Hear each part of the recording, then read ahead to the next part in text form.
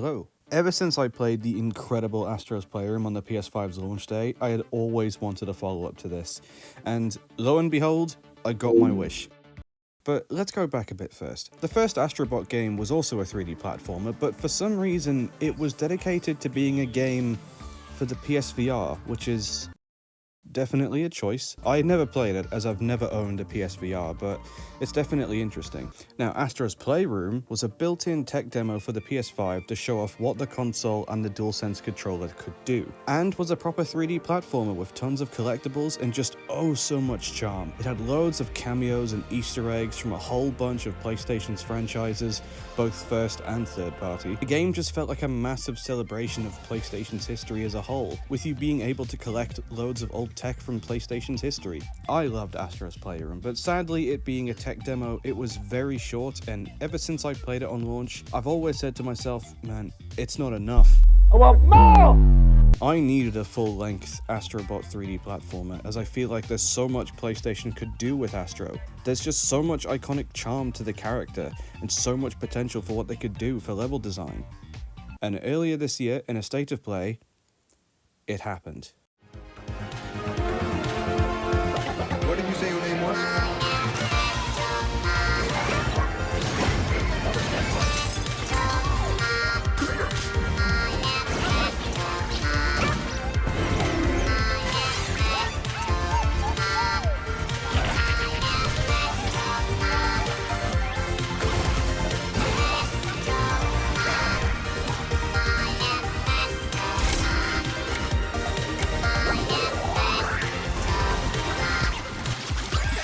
When I saw this reveal, I was smiling from ear to ear. I was incredibly hyped. Fast forward to September 6th, and we finally have it. Our PS5 ship gets attacked by a generic-looking ass alien, and all of the pieces go flying off in many directions. We hop aboard our DualSense rocket, and we're off on another 3D adventure.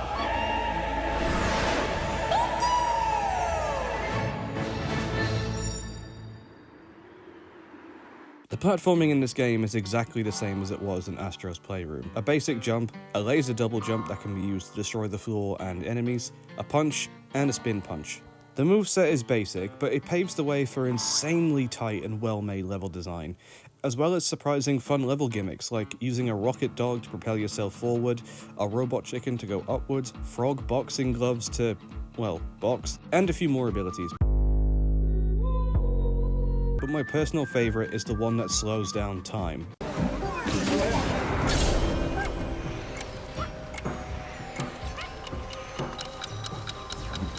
Going back to the level design, I would say that all the levels are pretty good, with my personal favorites being some of the secret levels and the casino level. You know you're in for a good game when you got a casino. Let's go gambling!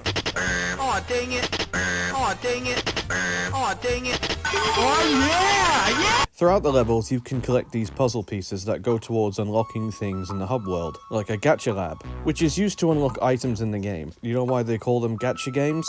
Because they got your money. Hell no, Do you honestly think you're fucking smart?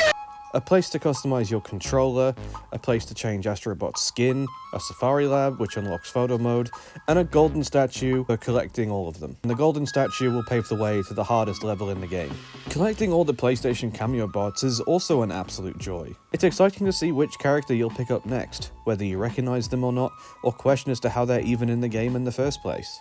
When you collect them, they'll just be hanging out in the hub world, and when you unlock their item from the gacha lab, you can hit them and get all of these charming little moments. There's 7 bots to collect in each level, with only a few of them being PlayStation related. 1 in the challenge levels, 1 per boss fight, and 5 in the secret levels. Also, side note, but I love this, if you're struggling to find some of the collectibles, once you finish the level, you can pay 200 coins to unlock this bird that tells you where the collectibles are.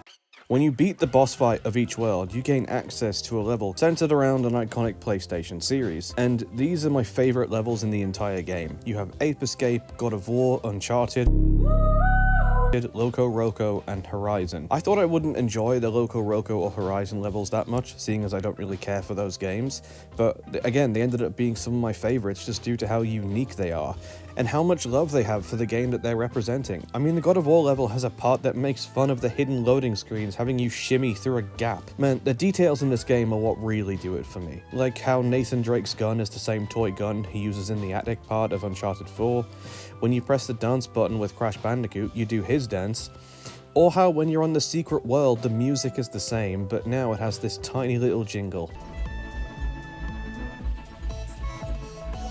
Or all of the various PlayStation symbols everywhere. My guy, even the raindrops are button icons. What? And oh my god, the music in this game!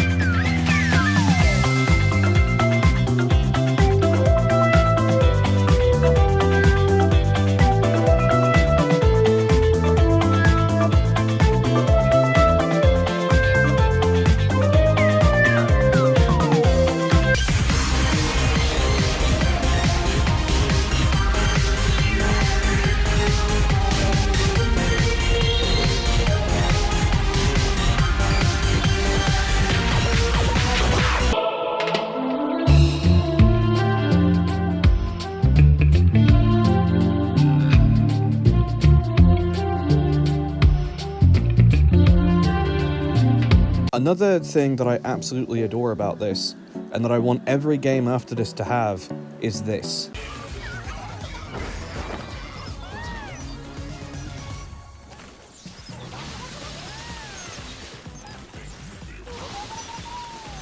Whenever I picture next-gen gaming, I don't picture fancy graphics or adaptive triggers. I picture shit like this, thousands of tiny objects to mess around in, and the physics on them are immaculate. Like, despite Astro Bot having a cartoonish art style, this whole thing is the most next-gen thing I've ever seen. Please, games, give me more of this. To me, Astro Bot is another example of pure platforming perfection, taking the idea of Astro's Playroom and expanding it into a full game. To me, it has the look and feel of a PS1 platformer in the best possible way, and is an incredible love letter to 30 years of PlayStation history.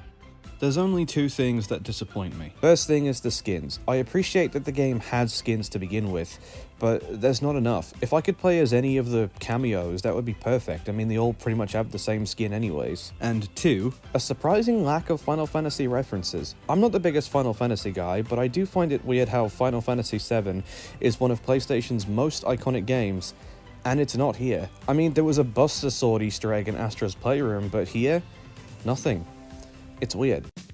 Man, what a game this is. I loved every second of it, and so far this year, as much as I loved Final Fantasy VII Rebirth and will rate it a 10 out of 10 any day of the week, all I can think about with it is just how it'll be a bitch to replay due to how long it is. Astro Bot, on the other hand, is a game I could replay 100 times over and not get bored. So as of right now, it's my game of the year.